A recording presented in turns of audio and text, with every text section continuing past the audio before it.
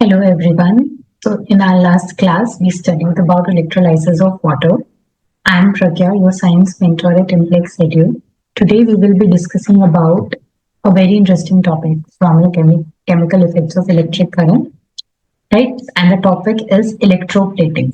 Last class में हमने electrolysis of water के बारे में बात किया था और हमने देखा था कि उसकी एक एप्लीकेशन है कि हम उसे इलेक्ट्रोप्लेटिंग ऑफ मेटल्स में यूज करते हैं। क्या था इलेक्ट्रोलाइसिस ऑफ वाटर?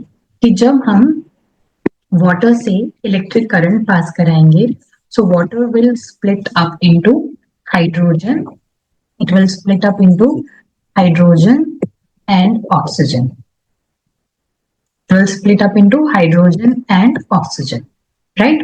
हमने उसकी एप्लीकेशन भी देखी थी कि we will use this electrolysis in various aspects like electroplating of metals, purification of metals, production of certain metals from ores, production of chemical compounds and decomposition of chemical compounds. हमने देखा था कि हम इन्हें अलग अलग चीजों में यूज करते हैं। तो आज हम बात करेंगे इलेक्ट्रोप्लेटिंग की, राइट? आज हम बात करेंगे इलेक्ट्रोप्लेटिंग की। ओके, सो इलेक्ट्रोप्लेटिंग में क्या बात करेंगे हम? इलेक्ट्रोप्लेटिंग क्या है? ये एक प्रोसेस है। किस चीज का प्रोसेस है? जिसमें हम डिपॉजिट करेंगे a layer of any desired metal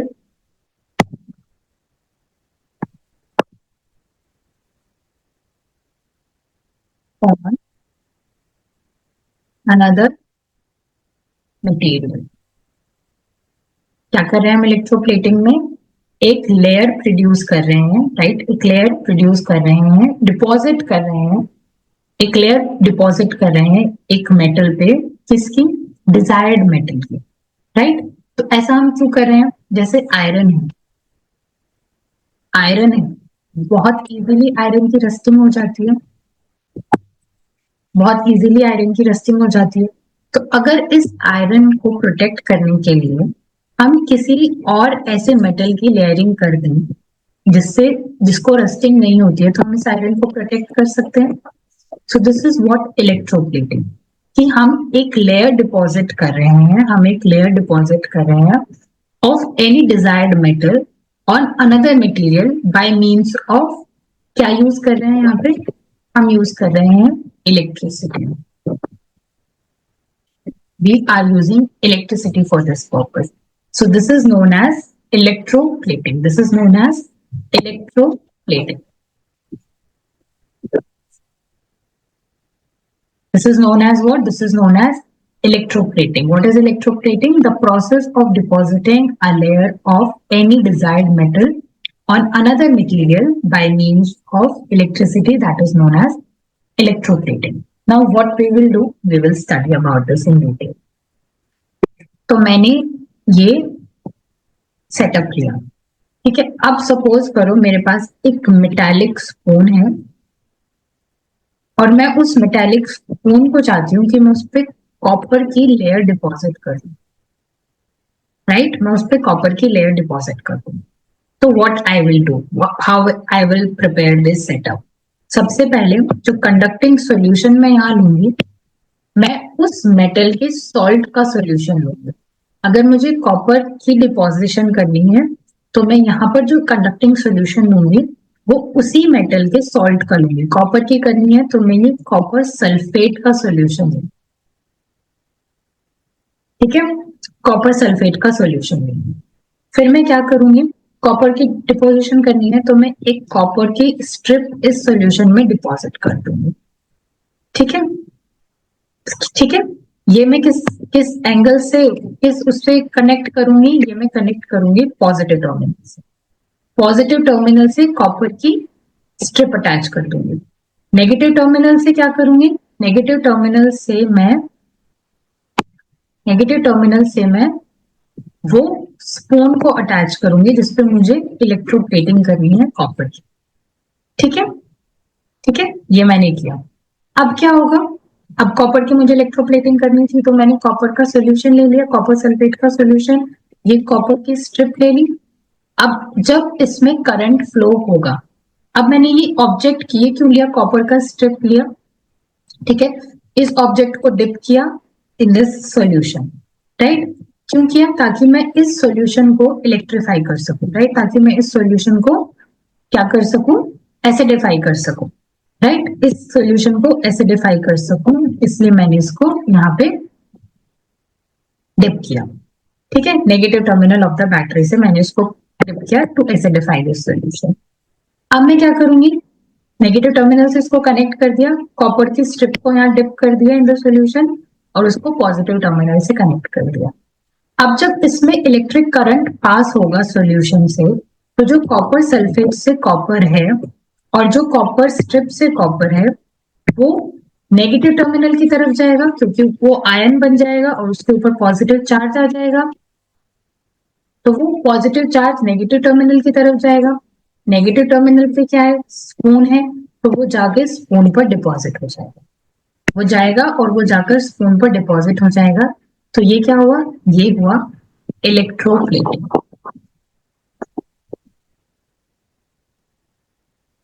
right, ये क्या हुआ, ये हुआ इलेक्ट्रोप्लेटिंग। क्या हुआ इलेक्ट्रोप्लेटिंग यहाँ पे, कि जो सिल्वर की स्पून थी उस पर मैंने कॉपर का डिपोजिशन कर, ठीक है, मेटल क्या था, सिल्वर था, किस मेटल की डिपोजिशन करी, कॉपर मेटल की डिपोजिशन करी, ठीक है, ये कौन सा मेटल है, desired metal,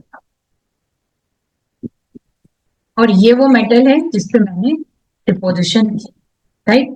so when the process of depositing a layer of any desired metal, किसी भी डिजायर्ड मेटल की ऑन अनदर मटेरियल,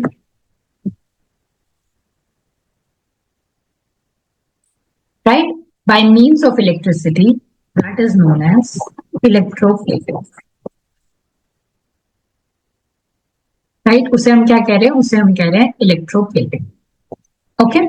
अब इसके यूजेस क्या है, what are the uses of electroplating, electroplating को हम बहुत जगहों पर यूज करते हैं, राइट, सबसे पहले तो हम इसको डिपोजिशन के लिए यूज करते हैं, it is used in industry for coating metal objects with a thin layer of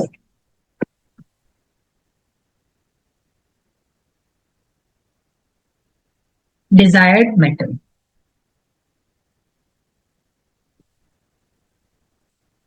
ठीक है, इसे हम किस लिए यूज करते हैं, coating metal, to coat metal objects with a thin layer of desired metal, ठीक है। अब एक मेटल होता है क्रोमियम, एक मेटल होता है क्रोमियम जो बहुत शाइनी अपीयरेंस देता है, क्रोमियम की बहुत शाइनी अपीयरेंस होती है, ठीक है, और दूसरी इंपॉर्टेंट बात क्रोमियम की होती है कि ये कोरोड नहीं करता,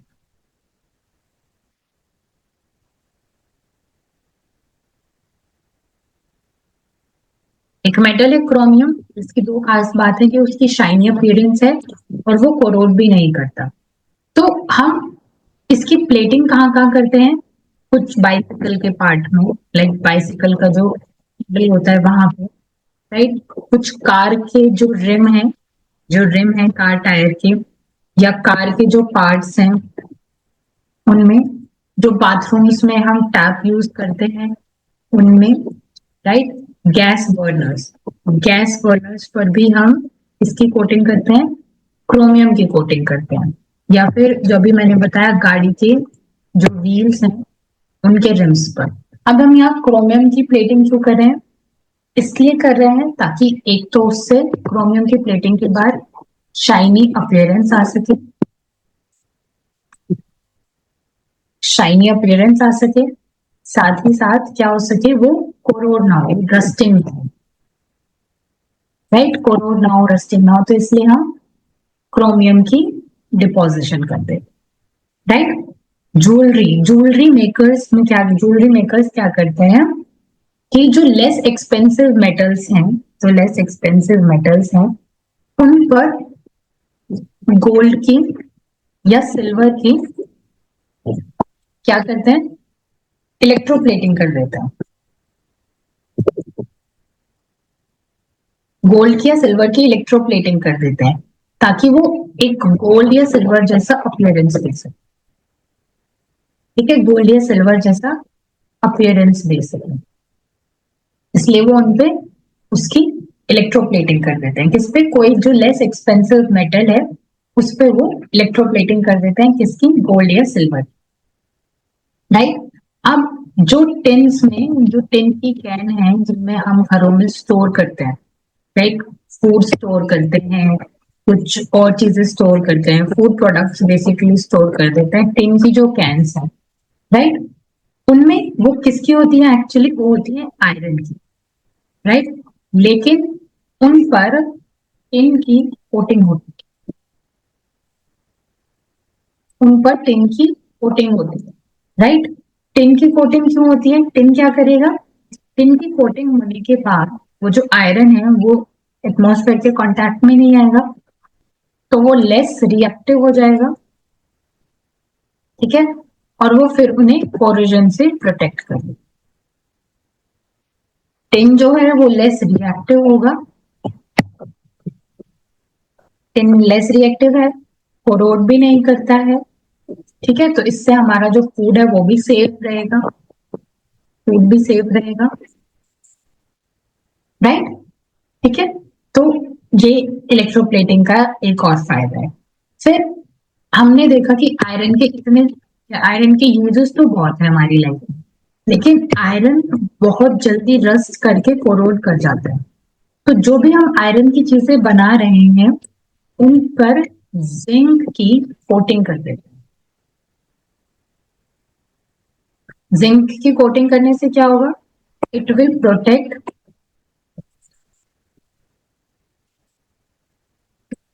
फ्रॉम कोरोजन।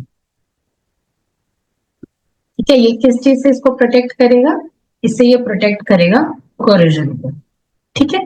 हम इसको प्योरिफिकेशन ऑफ मेटल में भी यूज करते हैं, right, we will use it for purification of metals also,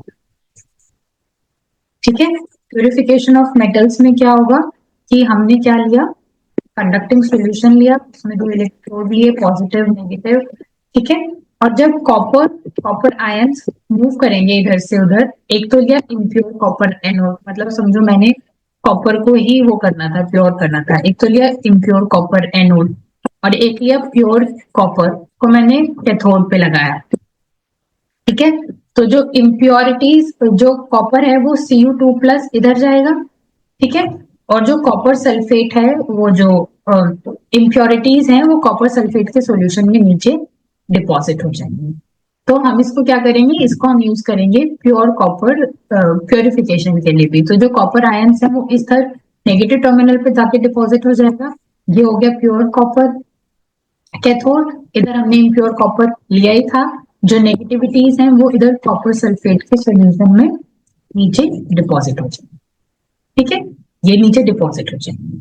okay, तो this was all about your chapter chemical effects of electric current. इस चैप्टर में हमने इलेक्ट्रोप्लेटिंग पढ़ा, इस चैप्टर में हमने इलेक्ट्रोलाइसिस ऑफ वाटर पढ़ा, इस चैप्टर में हमने गुड कंडक्टर्स, बैड कंडक्टर्स, ये सब के बारे में पढ़ा। So don't forget to revise this chapter. I will see you in next class. Till then take care of yourself.